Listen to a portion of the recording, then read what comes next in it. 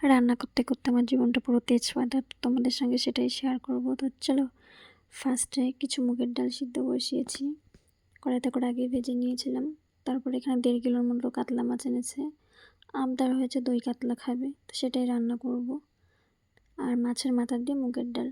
তো ফার্স্টে মাছে লবণ হলুদ মাখিয়ে নিয়ে মাছের মাথা মাছ সব ভেজে নিয়েছি। তারপর দই কাতলার জন্য একটু তেল দিলাম, কালো জিরে দিলাম, জিরে বাটা, আদা বাটা, কাঁচা লঙ্কা বাটা দিয়ে ভালো করে ভেজে নিচ্ছি তেলের সঙ্গে। এখন একটু টমেটো পেস্ট দিয়ে দিলাম, দিয়ে ভালো করে নেড়ে চেড়ে নেব। যখন তেল ছেড়ে আসবে তখন একটু হলুদ দিয়েছি, একটু লবণ দিয়েছি, যেহেতু লবণটা একটু বেশি করেই দিয়ে দিয়েছি।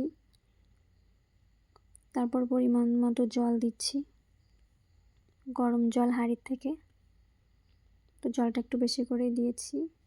তারপর একটু পরিমাণ মতো লঙ্কার গুঁড়ো দিলাম, একটু খানিকের মতন, যেহেতু এটা কাঁচা লঙ্কা পেস্ট যাবে।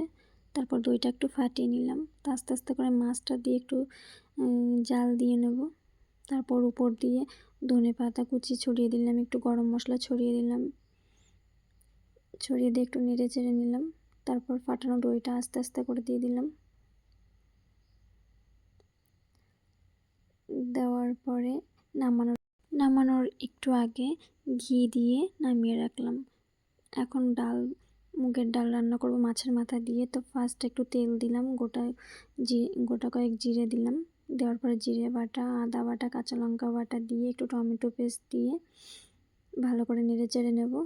এখন সিদ্ধ করা ডালটা ভালো করে ঘুটে নিয়েছিলাম প্রেসার কুকারের মধ্যেই, তো সেটাই কড়াইতে করে দিয়ে তেলের সঙ্গে মশলার সঙ্গে নেড়ে চেড়ে নিয়ে গরম জলটা দিয়ে দেবো।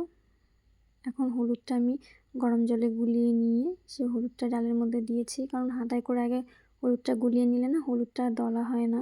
তো মাছের মাথা দিয়ে ধনে পাতা কুচি দিয়ে ভালো করে নেড়ে চেড়ে একটু পরিমাণ মতো লবণ দিয়েছি। লবণ দিয়ে এখন ডালটা আমি নামিয়ে রাখবো। তো খেতে কিন্তু খুব টেস্ট হয়েছিল, যেমন দই কাতলার স্বাদ হয়েছিল তেমন ডালটা হয়েছিল। তো আমার ব্লগটা আমি এখানেই শেষ করলাম।